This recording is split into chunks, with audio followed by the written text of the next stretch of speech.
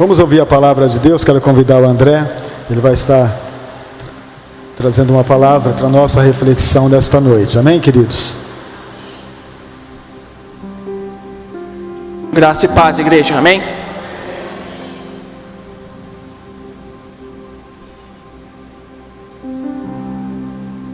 Convido a igreja a abrir a Bíblia no livro de Atos.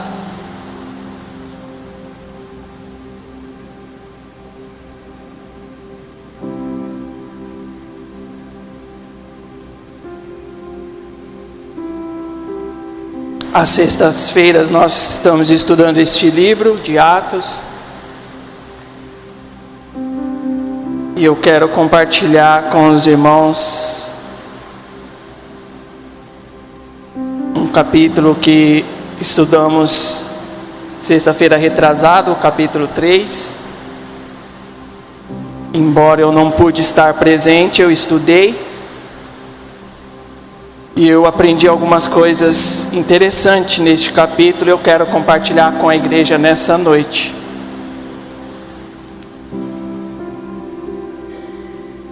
A partir do versículo 17 vai ser a nossa meditação.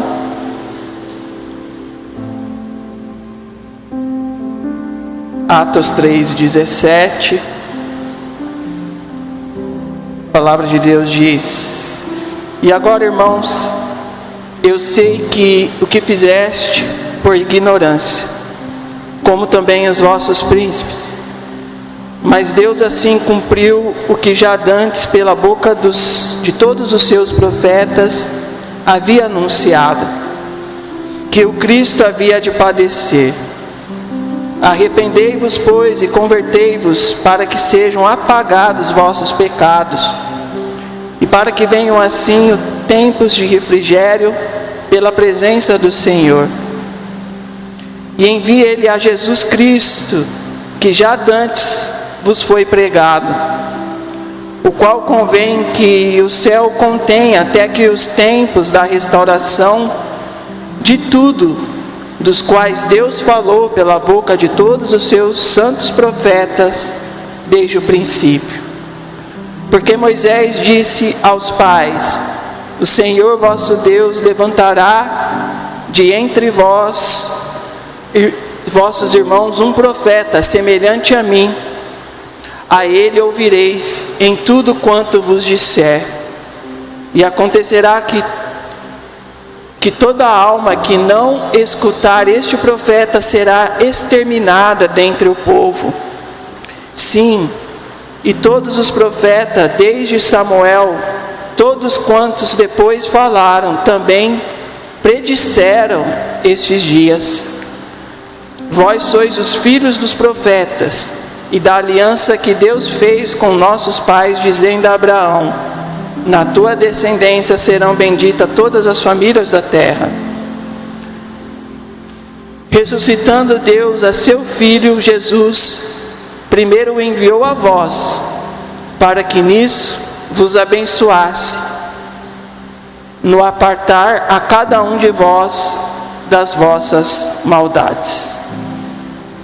Senhor nosso Deus e Pai, estamos diante da Tua palavra mais uma vez, e te agradecemos por essa oportunidade.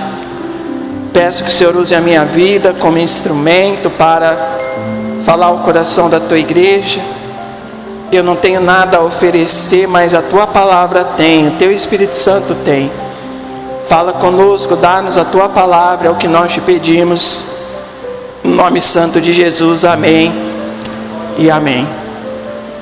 O livro de Atos, ele narra o início da igreja, o início do cristianismo. Os estudiosos falam que nos evangelhos, Jesus ele lança a base da igreja, e no livro de Atos a igreja é fundada. No capítulo 1 nós temos os últimos dias, a narrativa dos últimos dias de Jesus aqui na terra, até que ele é recebido no céu. Mas antes de ser recebido no céu, ele deixa aos seus discípulos a instrução para que eles preguem a palavra por toda a terra, começando por Jerusalém. No capítulo 2 de Atos, nós temos a descida do Espírito Santo, quando esses discípulos, não apenas os 12, mas a palavra de Deus fala que havia cerca de 120 reunidos ali na casa. Todos esses discípulos, eles são revestidos de poder para testemunhar a respeito da palavra de Deus, do Evangelho, da obra que Jesus veio realizar nessa terra. E agora aqui no capítulo 3 do livro de Atos, nós temos essa passagem em que nós podemos dividir ela em 3 partes. Os 10 primeiros versículos narram a respeito da cura de um homem coxo, onde Pedro e João, ao ir ao templo, se depara com este homem coxo, pedindo ali uma esmola, e Pedro falando para ele: olhe para mim, e o homem ali olha, talvez esperando receber a sua esmola, e Pedro declara: eu não tenho prata nem ouro, mas aquilo que tenho eu te dou, levanta e anda. Pedro acabara de ser revestido de poder junto com os demais discípulos, e agora ele cura este homem através do nome de Jesus. Através do nome de Jesus. A segunda parte aqui do capítulo 3 vai do versículo 12 ao 16, quando a multidão então se reúne ao ver este milagre, ao saber deste milagre. A multidão se reúne ali e Pedro aproveita essa oportunidade em que a multidão se reuniu para anunciar o Evangelho, para anunciar a palavra de Deus. E é interessante que Pedro fala, ele inicia ali o seu sermão no versículo 12, falando: por que vocês estão maravilhados? Este homem, ele não foi curado pelo poder, pelo meu poder, ou pela minha santidade, mas ele foi curado pelo nome de Jesus. Pelo poder que há no nome de Jesus, ele foi curado. Eu não entendo por que vocês estão maravilhados, mas foi este Jesus que vocês entregou para ser crucificado, para ser morto. Foi esse Jesus que curou este homem. Esse Jesus que vocês negaram, preferindo soltar Barrabás, quando até mesmo Pôncio Pilatos o declarou inocente, mas vocês escolheram Barrabás. Foi este Jesus que curou este homem. E depois de dizer então essa palavra dura a essa multidão, Pedro fala aqui no versículo 17, reconhecendo que eles agiram dessa forma pela ignorância. Então Pedro, ele declara aqui que reconhece que eles fizeram isso, agiram dessa forma na ignorância, na incredulidade, porque não haviam ainda reconhecido a Jesus como Messias. E pode parecer distante, mas muito provavelmente estes homens aqui a qual Pedro está agora se dirigindo, muito provavelmente foram exatamente estes homens que negaram Jesus e escolheram Barrabás. Quando a gente estudou o capítulo 1 do livro de Atos aqui na sexta-feira, a gente viu que esses acontecimentos aqui se passaram apenas 40 dias. É tudo muito recente, parece que aqui há um tempo muito grande. Não, 40 dias. Há pouco tempo Jesus havia sido crucificado, há pouco tempo Jesus havia sido negado por estes homens. E agora Pedro está declarando a palavra de Deus a eles, dizendo: foi esse Jesus. E no versículo 17 ele fala: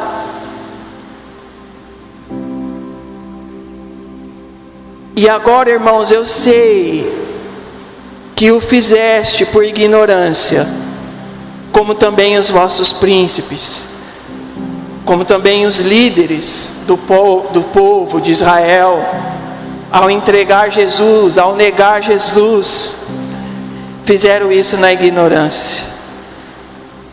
E Deus faz o mesmo quando Ele nos chama do mundo, quando Ele nos chama da nossa vida de pecado. A palavra de Deus fala que Deus não leva por consideração o nosso tempo de ignorância. Ele não nos imputa aquilo que fizemos enquanto estávamos na ignorância. Ele nos perdoa, Ele nos purifica de nossos pecados. Isso também vem a convergir com as palavras do próprio Paulo, lá em Timóteo. Ele diz, 1 Timóteo 1,13: a mim que dantes fui blasfemo e perseguidor, injurioso, mas alcancei misericórdia, porque eu fiz ignorantemente, na incredulidade. Paulo também declara que ele foi um blasfemo, um perseguidor, mas fez isso na ignorância e alcançou misericórdia do Senhor. Assim nós também, no nosso tempo de ignorância, quando nós rejeitávamos a esse Cristo como nosso Salvador, mas um dia a graça de Deus nos alcançou, e Deus não nos imputa esse tempo de ignorância, mas nos concede o seu perdão. Mas para que isso ocorra é necessário arrependimento. É isso que Pedro declara mais à frente. No versículo 18 ele diz: mas Deus assim cumpriu o que já dantes, pela boca de todos os seus profetas, havia anunciado, que Cristo havia de padecer. Tudo o que aconteceu com Jesus, o seu sofrimento, o sofrimento do Messias, as dores do Messias, já havia sido declarado pelos profetas, já havia sido declarado muito antes. Isaías 52, 53, tem ali, é um texto bastante conhecido, declarado as dores do Messias. Mas os judeus não haviam entendido isso. A morte de Jesus, na verdade, era um obstáculo para os judeus aceitar a Jesus como o Messias, porque eles esperavam um Messias libertador, um Messias que viria e acabaria com o jugo de Roma. E de repente vem um homem e morre. É por isso que a palavra de Deus fala que a cruz é escândalo para os judeus. Eles não aceitam que o seu rei, embora eles não o reconheçam, mas como assim? Como que Jesus, sendo o nosso rei, o nosso Messias, vai morrer numa cruz? Era escândalo.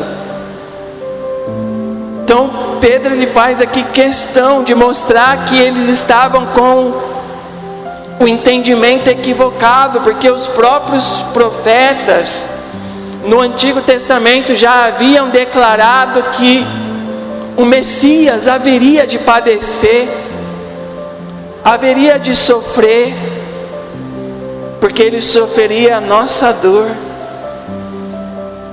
ele morreria a nossa morte, E era isso que eles não estavam entendendo. Pedro então deixa isso muito claro, falando disso, falando que os profetas já haviam declarado. E então no versículo 19 ele faz esse desafio. Essa terceira parte aqui que nós estamos estudando é onde tem o desafio que Pedro faz. O título da mensagem é o desafio da fé. O desafio da fé. Nós temos a nossa fé o tempo todo desafiada. E aqui ele então faz esse desafio: arrependei-vos, pois, e convertei-vos, para que sejam apagados os vossos pecados e venham assim os tempos do refrigério pela presença do Senhor. O apelo de Pedro é para o arrependimento e conversão. Essas duas palavras andam junto. Quando há verdadeiro arrependimento, há conversão. A gente tem debatido, conversado, compartilhado aqui às sextas-feiras, que o que tem faltado hoje na igreja, o que tem faltado hoje, é verdadeira conversão. Existe nas igrejas uma geração de pessoas convencidas de uma verdade, mas não convertidas de seus pecados. Elas escutam a palavra de Deus, aceitam como verdade, falam: é isso mesmo. Ela é convencida de que é a verdade, mas não há arrependimento, não há verdadeira conversão. E converter-se, o significado está na própria palavra, é uma mudança de rota, metanoia, mudança de pensamento. Quando a pessoa se arrepende, ela enxerga o seu estado pecador, ela muda, ela se converte, ela muda o seu estilo de vida, o seu pensamento, as suas ações, as suas atitudes. Mas hoje há muitas pessoas convencidas e não convertidas, e por isso não há mudança de vida.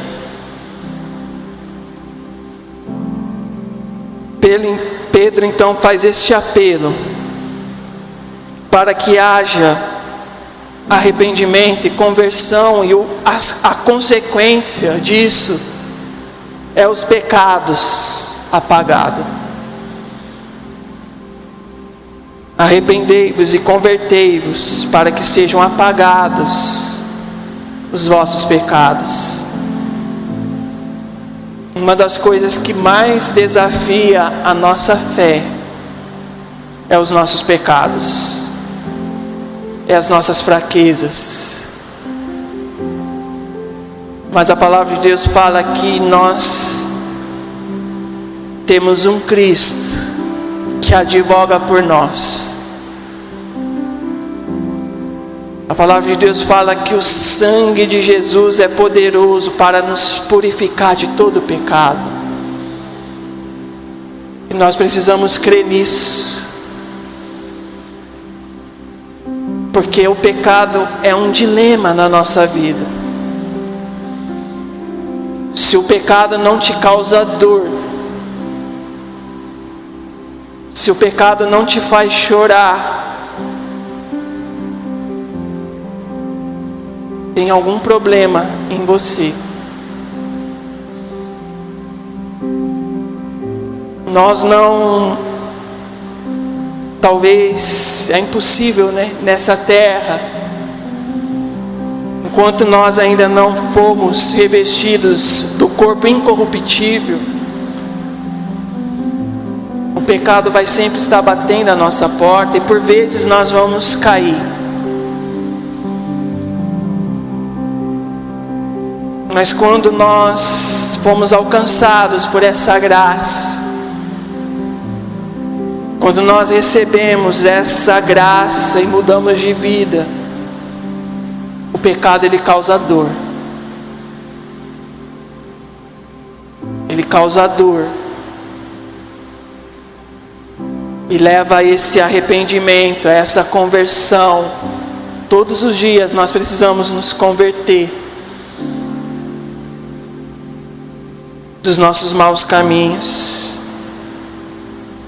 E então nós vamos ter esse tempo de refrigério.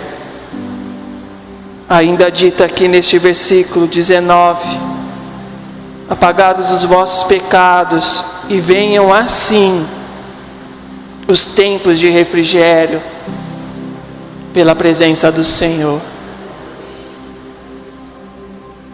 Quando nos arrependemos e mudamos, o Senhor traz esse refrigério na nossa vida. A presença dEle traz esse refrigério. Mas o que eu pude aprender estudando este capítulo é que, principalmente no Antigo Testamento, mas também aqui no Novo, muitas profecias ela têm um cumprimento agora, mas há também um cumprimento futuro. E quando a palavra de Deus fala de tempo de refrigério, aqui está falando de uma profecia messiânica, de uma promessa messiânica. Os estudiosos entendem que esse tempo de refrigério é o tempo de descanso. A grande época de alegria e de repouso que se entende que seria trazido pela vinda do Messias em glória, na sua segunda vinda. Porque nós não podemos ser hipócritas e dizer que o tempo aqui nessa terra, a vida aqui nessa terra é o tempo todo uma vida de alegria, de contentamento. Não. O próprio Jesus falou que no mundo nós teríamos aflições, mas que deveríamos ter bom ânimo, porque Ele venceu o mundo. E isso também aponta para uma promessa futura, porque se Ele venceu o mundo, nele nós também venceremos, e um dia nós entraremos nesse tempo de descanso, nesse tempo de repouso, que é a sua segunda vinda, quando Ele vai reinar. E nós às vezes nos esquecemos dessa promessa maravilhosa, e esperamos por esse Jesus somente aqui nessa terra, somente aqui neste tempo presente. Mas Paulo fala que aqueles que esperam por Jesus somente nessa terra, neste tempo, é o mais miserável dos homens. Há uma promessa futura, há um descanso futuro prometido, um tempo em que Ele vai enxugar de nossos olhos toda lágrima, onde não vai haver mais dor, não vai haver mais pranto. É esse tempo que nós esperamos, é esse tempo de refrigério que nós esperamos, que sim, já podemos provar um pouco deste tempo aqui nessa terra, sim, mas há uma promessa futura, há uma promessa futura.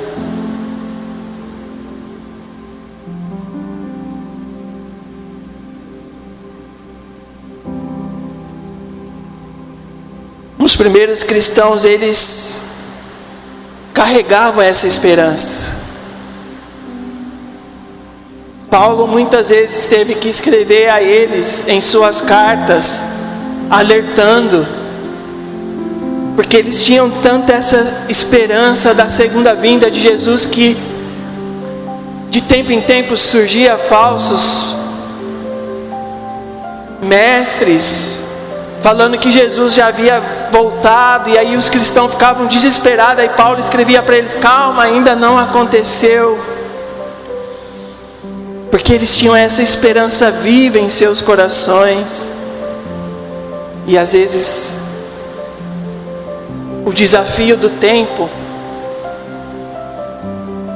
desafia a nossa fé, e nos esquecemos dessa promessa futura maravilhosa, e vivemos aqui nessa terra uma vida desleixada, despreocupada, achando que é só aqui ou agora, esquecendo que há essa promessa futura maravilhosa de um dia reinarmos com Cristo. Versículo 20, complementando o 19, fala esse tempo de refrigério.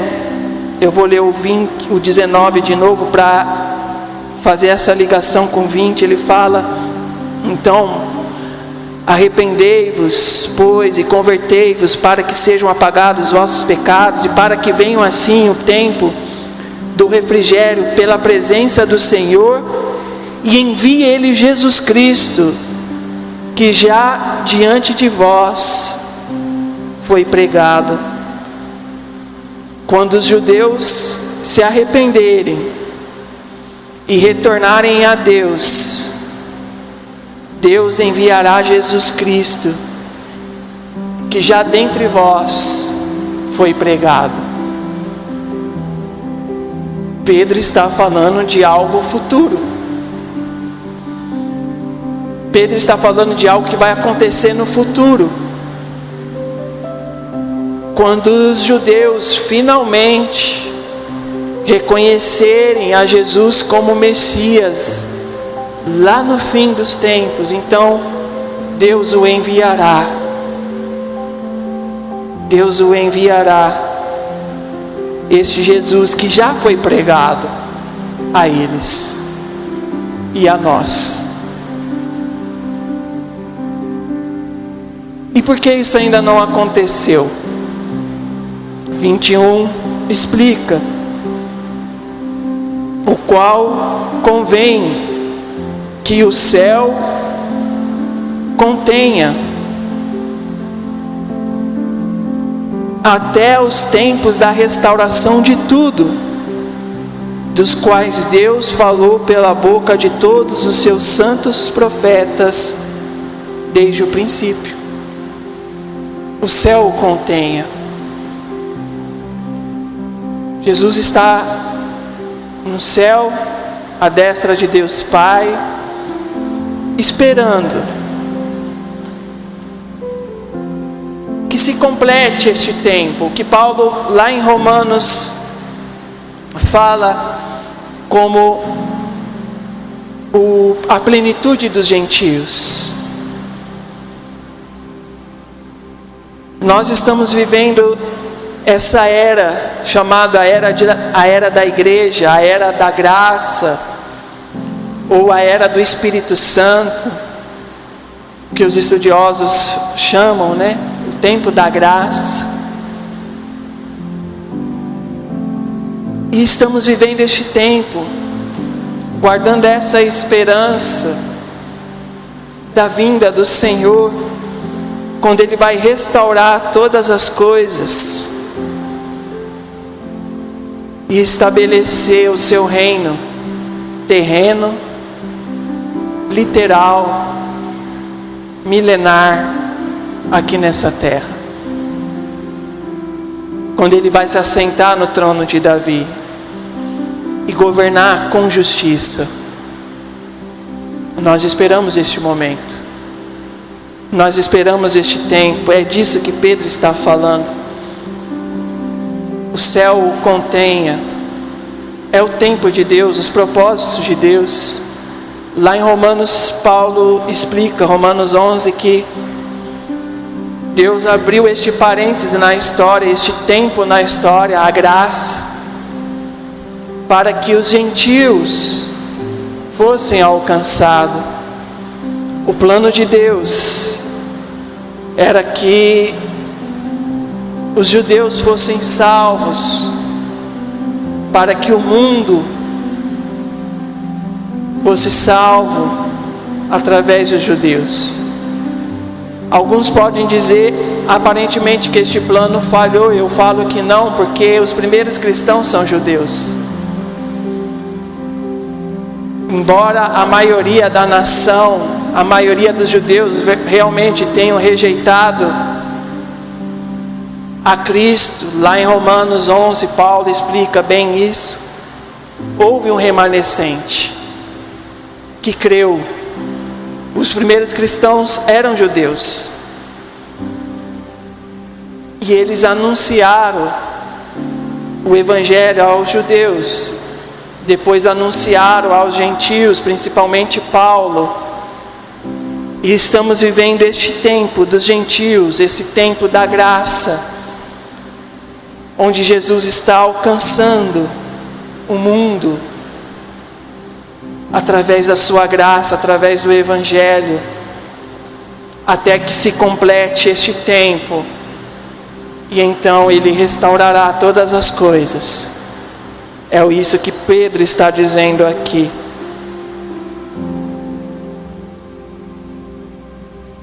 O versículo 22, Pedro declara: porque Moisés disse aos pais: o Senhor vosso Deus levantará dentre vós, irmãos, um profeta semelhante a mim. A ele ouvireis em tudo quanto vos disser.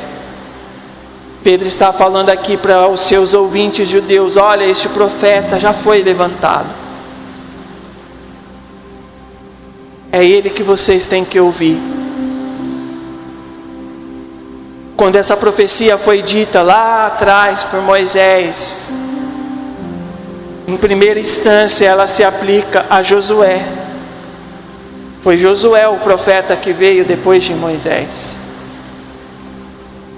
Mas como eu disse, as profecias do Antigo Testamento, ela tinha um cumprimento parcial no tempo do profeta, mas ela tinha um cumprimento total em Cristo Jesus. O próprio nome Josué significa Jesus em hebraico, Jesus em grego, Josué em hebraico. Então Jesus, ele é o Josué maior. Pedro, assim como Estevão, também está aplicando essa promessa de Moisés a Jesus Cristo. É esse profeta que os judeus deveriam esperar, deveriam ouvir.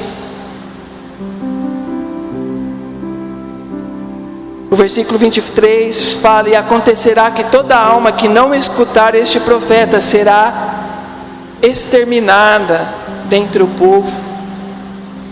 Toda alma que rejeitar Jesus será rejeitado do povo de Deus. Não há salvação fora de Jesus. A palavra de Deus fala que nenhum outro nome foi dado no céu e debaixo do céu, do qual os homens haveriam de ser salvos. Há um único nome: Jesus. Pedro está declarando isso para os judeus, mas serve também para nós, para todos.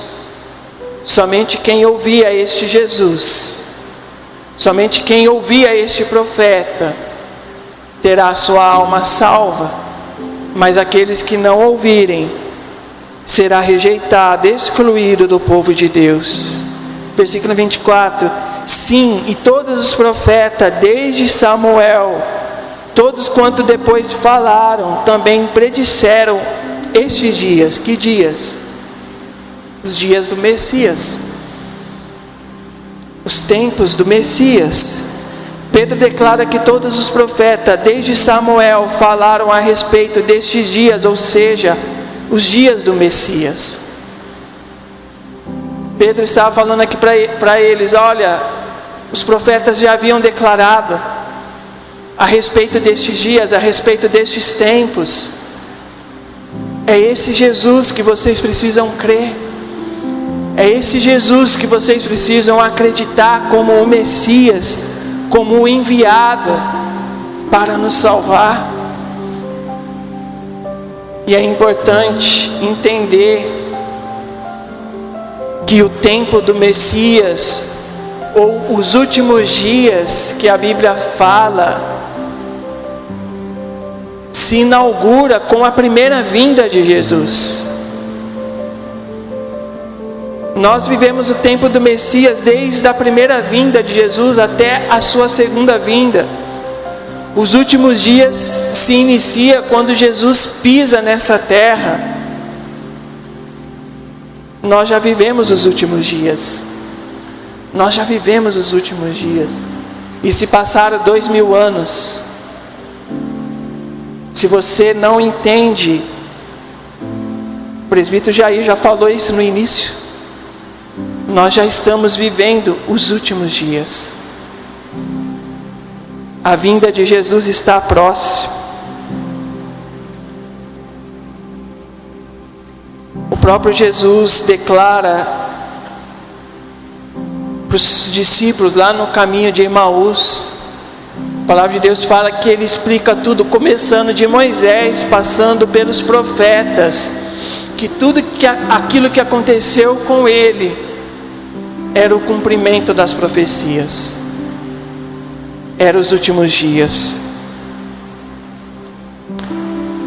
Nos últimos versículos aqui, 25, Pedro ele conclui dizendo: vós, 25 e 26, vós sois os filhos dos profetas e da aliança que Deus fez com os nossos pais, dizendo a Abraão: na tua descendência serão benditas todas as famílias da terra. Quando ele diz aqui que eles eram filhos dos profetas, ele está falando que eles eram herdeiros dessa promessa. Vocês são herdeiros dessa promessa. Essa promessa dita no Antigo Testamento por todos os profetas, vocês são herdeiros. Mas é interessante que aqui não só os judeus, não só Israel é herdeiros, mas todos os povos. Porque quando essa promessa é feita a Abraão, Deus declara que em Abraão, ou seja, na sua descendência, todas as famílias da terra seriam benditas. Qual é a descendência de Abraão? Jesus Cristo. Começa em Isaac e Jacó, mas chega até Jesus Cristo. Quando fala em ti serão benditas todas as famílias da terra, é uma referência a Jesus Cristo. Todas as famílias da terra são benditas em Jesus Cristo. E o versículo 26 diz: ressuscitando Deus a seu Filho Jesus, primeiro enviou a vós, judeus, para que nisso vos abençoasse, no apatar a cada um de vós das vossas maldades. Essa é a maior promessa do Evangelho.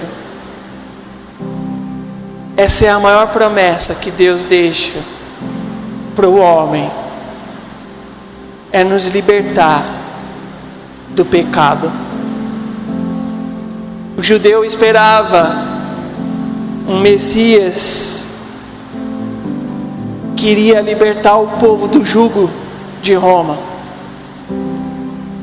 Mas de nada adiantaria eles serem libertos do jugo de Roma e continuarem escravizados pelo pecado. De igual modo, há um evangelho hoje convidando o homem a se libertar da sua pobreza material ou a se libertar da sua enfermidade corporal, física, mas não o convida a se libertar dos seus pecados.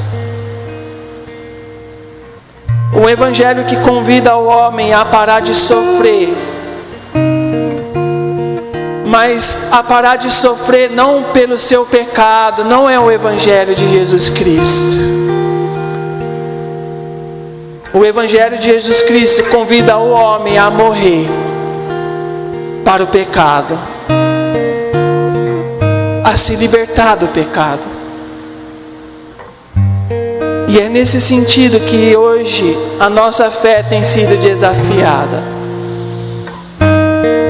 Porque lá fora tem sido pregado um evangelho que massageia o nosso ego. O evangelho que nos convida a parar de sofrer, quando na verdade o Evangelho de Cristo é um convite a sofrer. Paulo fala que a ele foi concedido o privilégio de sofrer as dores de Cristo. Porque quem quer viver uma vida piedosa, a própria palavra alerta, este padecerá perseguições. Os tempos são maus, igreja. Os dias são maus. É necessário que nós renunciemos os prazeres, renunciemos o nosso próprio eu, para vivermos uma vida em Cristo. E sejamos libertos dos nossos pecados, sejamos libertos do nosso eu. Esse é o desafio da nossa fé, uma fé verdadeira em Cristo, que nos faça sofrer pelos nossos pecados, pela nossa condição humana miserável, que nos faça esperar por esse dia glorioso em que seremos revestidos de um corpo incorruptível, que não vai mais sofrer as dores do pecado. Te convido a ficar de pé.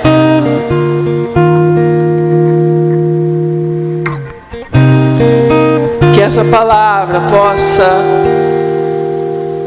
produzir em nosso coração esse desejo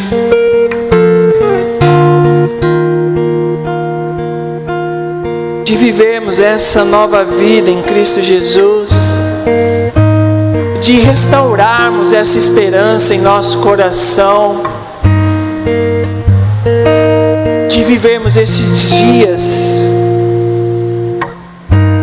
maravilhosos da vinda do Senhor, onde Ele vai enxugar de nossos olhos toda lágrima, onde não vai haver mais dor, pranto, choro, onde o pecado não vai mais nos ferir, não vai mais nos machucar. É esses dias que nós esperamos a vinda do Senhor. Senhor, nosso Deus e Pai, nós te agradecemos pela Tua palavra, que alimenta, fortalece a nossa fé.